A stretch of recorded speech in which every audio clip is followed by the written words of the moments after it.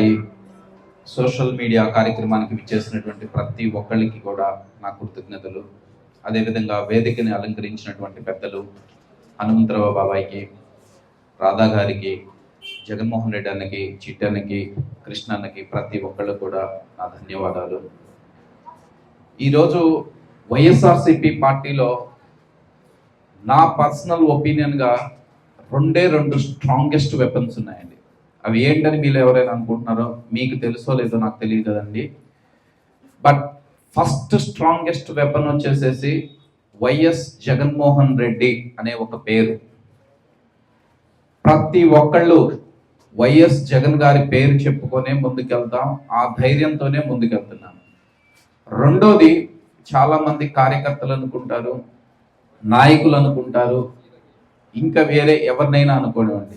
But నా personal ఒపీనియన్లో YSRCP పార్టీకి రెండు అతి పెద్ద స్ట్రాంగెస్ట్ వెపన్ వచ్చేసేసి సోషల్ మీడియా.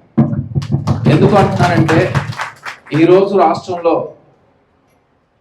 రెండు పార్టీలు ఉన్నాయండి, వైఎస్ఆర్సిపి, నాన్ వైఎస్ఆర్సిపి. వైఎస్ఆర్సిపి వైపున ఓన్లీ 1 లేదా 2 ఛానల్స్ అతి తక్కువ సపోర్ట్ చేసేవి మాత్రమే ఉన్నాయి. బట్ మిగతా పార్టీలకి వాళ్ళు తుమ్మినా అదొక గౌరవంగా భావించేటటువంటి న్యూస్ ఛానల్స్ వాళ్ళకు ఉన్నాయన్నమాట. దాన్ని మనం కౌంటర్ చేయాలి అంటే మనకున్నటువంటి ఓన్లీ వెపన్ సోషల్ మీడియా ద్వారానే మనం కౌంటర్ చేయాలి. ఈరోజు ఇక్కడికి గ్యాదర్ చేయడానికి మెయిన్ కారణం ఏంటంటే, సోషల్ మీడియాలో మీ పాత్ర ఎలా ఉండాలి, మీరు ఏ విధంగా ముందుకు వెళ్ళాలి, మీకున్నటువంటి ఇబ్బందులు ఏంటి, వాటిని ఓవర్కమ్ అవ్వటానికి ఏం చేయాలి, ఇదంతా చేస్తే ఏం జరుగుతుంది అనే ఒక చిన్న బ్రీఫ్ ఇవ్వటానికే ఈరోజు మిమ్మల్ని అందరినీ ఇక్కడ గ్యాదర్ చేశానండి. ముఖ్యంగా అసలు సోషల్ మీడియాలో మీ పాత్ర ఏమిటి అనేది ఒకటి గుర్తుపెట్టుకోండి.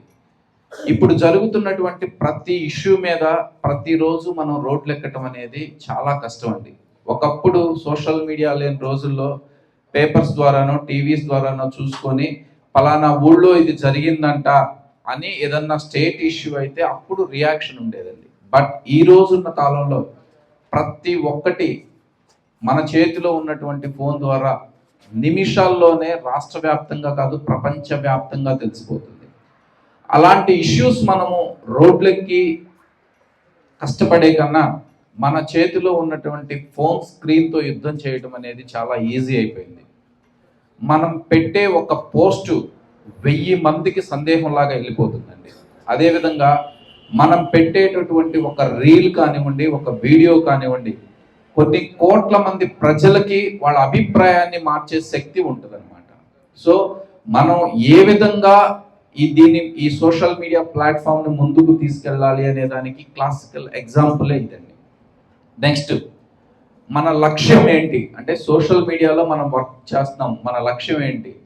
మన లక్ష్యం అనేది చాలా స్పష్టంగా ఉండాలండి.